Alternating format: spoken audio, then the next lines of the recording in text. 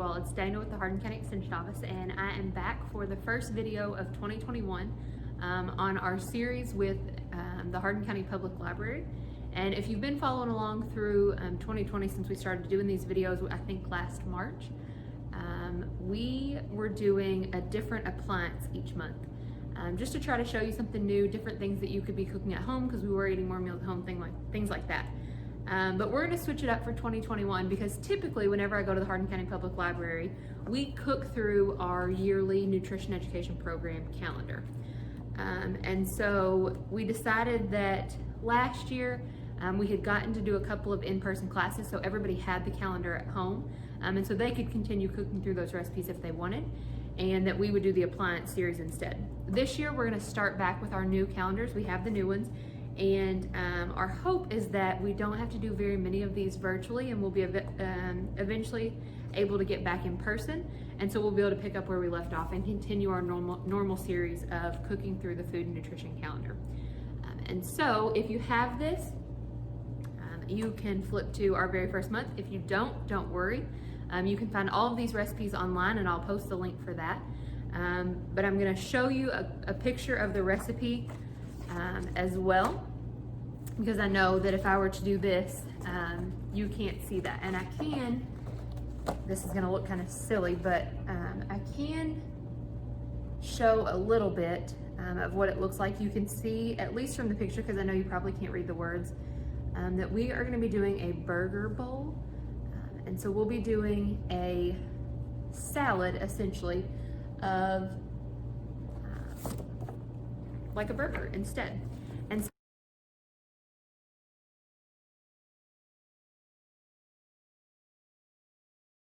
And so I really like this recipe because I think it's a really good transition recipe for those of us who are trying to eat healthier in the new year, but still really like that big juicy burger sometimes. And so this is a really good transitional recipe, in my opinion. Plus, it's incredibly easy to do. And so I'm just gonna get started. I've pre-chopped everything pretty much, but there's a couple things, just a few tips and tricks that I'm going to show you. So in this recipe there are two different ingredient lists, one for the dressing and one for the salad itself. And so the very first thing that you're going to do, we're going to work on the salad first. And so you start with 2 heads of romaine lettuce. I'm just going to make 1 bowl of it here, and I know that this is a little bit tricky to see. Let me scoot this over. Bring my plate over here. And so it tells you to chop the lettuce and then set it aside. One thing that I think is a lot easier to do, and I'm just going to show you versus 1 bowl, or 1 bowl versus all of it, is to just roll up the lettuce that you're going to use and then actually use your kitchen scissors. You can chop it, absolutely, but for me it's really easy, as long as your kitchen scissors don't lock on you. It's really easy to just cut what I want, and so I've rolled it up. And so I like my salad to kind of give me that long piece of lettuce instead of short wide pieces. I would rather have rolls like this cut up, and so that's what I'm going to do. And so I can do that right over the bowl pretty quickly, and I can just kind of keep rolling whenever I think that maybe it needs it. I go ahead and go all the way down to the bottom, even though we are doing the romaine for that darker, a little bit healthier leaf. I like the crunch of the bottom, and so that's what I'm gonna do. And that one piece kind of fell to the wayside, so I'll just chop it up as well. And so just like that with the scissors, I have my bowl of lettuce, and I'll just use that whole plate over there. And you can kind of see a little bit that I've got all of the ingredients out. Got some lettuce stuck to my hand there. And so the rest of it is, you're gonna cut up a tomato. You can slice it if you want, dice it, however you wanna do it. I sliced it and then quartered those slices because I do like big tomato pieces. You're gonna cut up a red onion, and then you're gonna use some shredded cheddar cheese. If you wanted other toppings on this, anything else that you may like on your salad or on your burger, then that would be fine. I actually really love a fried egg on my burger, so I think tossing in a little bit of egg could be really good with this as well. Even though that seems weird, I think that that could be good. And then the next thing that we're gonna do is actually just make our burgers. And so I'm gonna turn on my burner here, and I'm gonna show you how I did this, because what it has you do, it has you take a pound of ground beef and then a half a teaspoon of a seasoning salt and mix those together. And there's not very much in this bowl. This is not the whole pound because I did pre-do some of these. But I'm gonna show you how I made our mini burger patties. So I've got several here already. And I'll kind of just lean that and show you. But all I did was go ahead and mix together my pound of ground beef and my half a teaspoon of seasoning salt. And then I just used, right here, if I can find it, actually an ice cream scoop. And so I took the ice cream scoop and just filled it. We have different size ice cream scoops. This is probably our medium to smaller size. And then I just made mine just like that. So it's a great no contact way. You can absolutely get your hands dirty in this and roll those up as well. But this is just a really easy way to do it. If you wanted to get kids involved, that's a great way to get them to roll some miniature patties out. And then all we're gonna do is heat up our skillet to a medium-high heat. And then we're gonna cook these. So I'll show you, I'm gonna let this heat up just a little bit. But I'm gonna just pick these up and then flatten. And so I've got my kind of mini burgers. They're not perfectly shaped when you do it this way, but since I'm the one eating it and I can't share this with anybody anyway, I'm not really all that concerned about having perfectly shaped edges. If you wanted to, you could still use the ice cream scoop and then just go ahead and give those a roll as well. But like I said, I'm not really all that worried about what they look like. And so I'm just going to toss them straight in there, flatten them a little with my tongs, and go from there. And so the pound of ground beef should make about 15 miniature patties. That one's a little less put together, so I'll squeeze it together with the tongs there. But you can really make those whatever size you're comfortable with. So if you would rather it be quite a bit smaller, go for it. If you like bigger chunks of meat, say you normally do a chicken salad or something like that, and you like putting the whole chicken breast or something on there too, you can do that with your burgers as well. So I'm just gonna cook part of these for the purpose of this. I do have my meat thermometer, but we're gonna cook these about 4 minutes on each side. And so we're just gonna watch those. They're gonna brown. And that will be that. While these are cooking, I can go ahead and put together my dressing if I want. So let me do that. I'm gonna apologize for being on screen there just for a second. But to make the dressing, it's really easy. It's 1/3 cup of low-fat mayonnaise. I've already pre-measured all of that out. It is 1/4 cup of ketchup.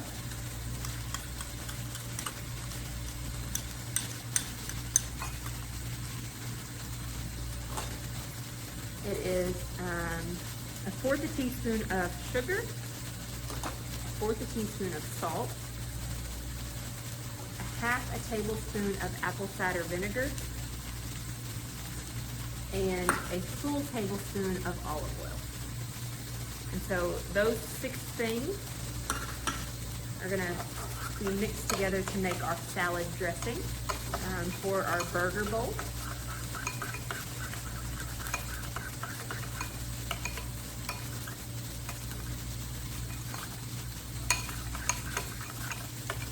And I've made it just in the time that my burgers are cooking on one side. And so this dish really could not be much quicker or easier. This dressing is another thing that you could play with really easily. there was something else that you liked or a certain spice that you liked on your burger or something like that, and you could very easily toss that in the dressing. You can do this in a regular skillet. I'm actually using the skillet that has the grids, I guess you would call them, and the only purpose for me doing that is that I like that it puts those dark marks on my meat so it looks like I've grilled it. But any skillet will work just as good. You actually also could do a griddle if you weren't in a kitchen or didn't have access to your stove at the time. You could do a griddle as well and do these just as easily. And so essentially all we're gonna do is take our bowl, and I'm gonna set this here.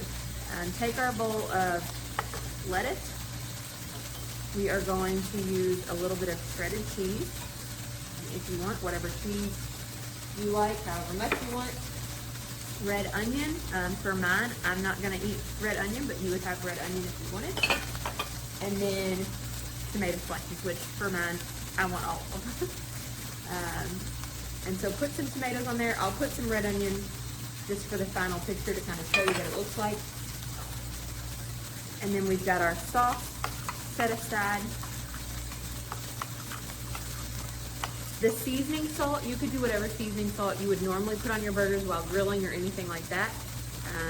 I just use the original seasoning salt, just a table blend. But you could, if there was something special, we actually at home, we like a steak seasoning on our burgers. That's what my husband always uses when we grill, so that's what I would prefer to put in here.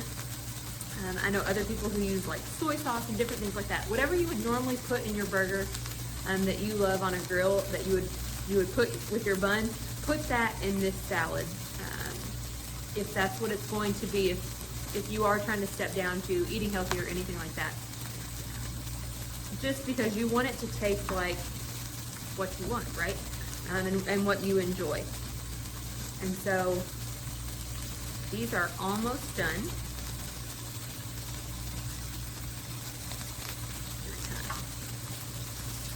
Move them around just a little.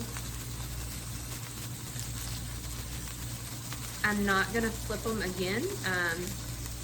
A lot of times people, whenever they make meat, and especially if they're grilling it, they want to flip constantly. And actually what that does, the more that you flip the meat, it becomes tougher. And so if you want your most tender meat, try to cook it all on one side the first time and then flip it once and cook it on the other side and then be done. Let it rest, let those juices come back through before you cut it. But try to not mess with it as much as you can, and you actually will have a more tender product at the end. So I'm gonna set this aside just for a second while these finish, and I'm gonna show you a couple things in this calendar. And if you've never had a calendar from us before, and I know it's hard to see, but you don't only get a different recipe each month. They actually give you a way to make it a meal. They give you a physical activity tip, and then there's usually some different tips at the bottom as well. But my favorite thing about these calendars is that when you get to the end, this one has basic pantry staples. This one has substitutions for, say you're out of something or you're just trying to make a healthier switch. It's a try this instead of this little chart there. And then instead of you having to keep this entire calendar year after year because you like the recipes, they actually give you perforated recipe cards at the end. So you can either keep the calendar and share these, or you can keep these and recycle the calendar if you want, and you're not having to keep so much that takes up space. And then on the end, there's a part for you to put local emergency numbers. And then for this one, and this usually changes year after year, but this tells you how much activity is needed to burn your favorite foods. And so if you were to, for example, this is a burger bowl, a healthier option of that traditional burger. Traditionally, we have those with fast food. For you to burn off a large fast food burger, which is around 550 calories, you would have to jog for 1 hour and 10 minutes. And so that kind of just gives you just something fun for us to put it into perspective of, what we really do have to do and how many calories we're taking in each day. And then the very first thing that's on the calendar, it gives you a guide on portion sizes, a measurement and substitutions chart here, and then our Kentucky Proud produce availability chart. So it tells you each month what produce you should be able to find locally at our farmers markets, or if you have grocery stores that source local produce as well, which is always a good thing. I will quickly say that we just talked about the 550 calories for the traditional large fast food burger. That doesn't even count the fries and the drink and all of that. If you would like to have a serving of this recipe that we're making this month, that's only 250 calories. So less than half the calories to have this as a burger bowl instead of as a traditional burger. And so it's hard to beat that, right? So once these are done, again, I'm gonna get my meat thermometer out here. We want our ground beef to reach internal temperature of 165 degrees, always. So as soon as we see that these are done, and I'm gonna test a couple of them, always do, we'll just pull those out and put them straight into our burger bowl. And then we'll top it with our homemade dressing. You could use a different dressing if you wanted, but that just mixes things that you traditionally would put on top of a burger, and then adds in a couple of things to make it a little bit more dressing consistency.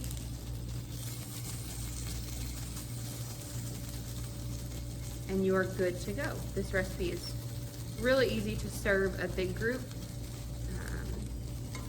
It would also save really well for lunches throughout the week if you are somebody who likes to meal prep. And so we're gonna give these just another minute or two,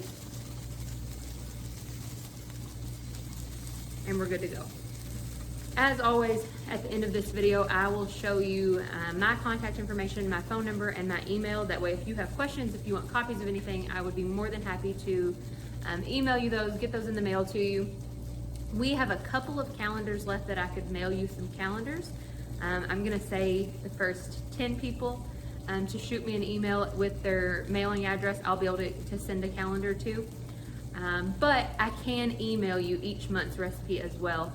And of course, you'd be able to find it in this video. I'll link it as well in the comments. And as always, I'm watching this video live with you. And so if you have questions, please ask them in the comments and I'll answer them right away. And that's just our way of trying to make it a little bit more interactive as we do these, but without having to rely on steady internet, things like that, and being able to have them pre-recorded. So please ask questions if you have them. I'm gonna check this one because it was just almost done when I checked it earlier.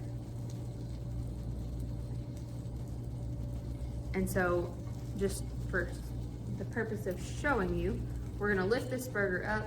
We're gonna set it right on our salad bowl. I have turned my stove off.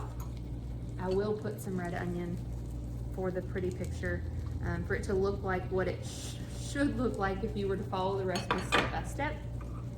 And then I'm just going to kind of let this drizzle, not a lot, because I'm not a huge dressing person. I'm just gonna kind of let this drizzle off the end of my spoon. Actually, traditionally, whenever I eat a salad, I would leave the dressing on the side and dip my fork into my dressing first and then into my salad. And that way I don't get a ton, but I still get a little bit of dressing with every bite without having to absolutely drench my salad. That's a great way to save calories as well. So I am going to show you a top view of this photo, or of this recipe. That way you can see it a little bit closer. And then, again, if you have any questions, please ask. Next month's recipe is, let me look here, easy peasy mac and cheesy. So a great side dish that we can have. It actually looks like it could be a full meal. It does. It has meat in it. It's got our protein in it, and so we'll be able to have that as a full meal next month. It'll be the same time that this video is, on that Thursday at 2 o'clock. and we hope to see you back here. Again, ask questions if you have any, and my contact information will be after this. Thank you all for watching.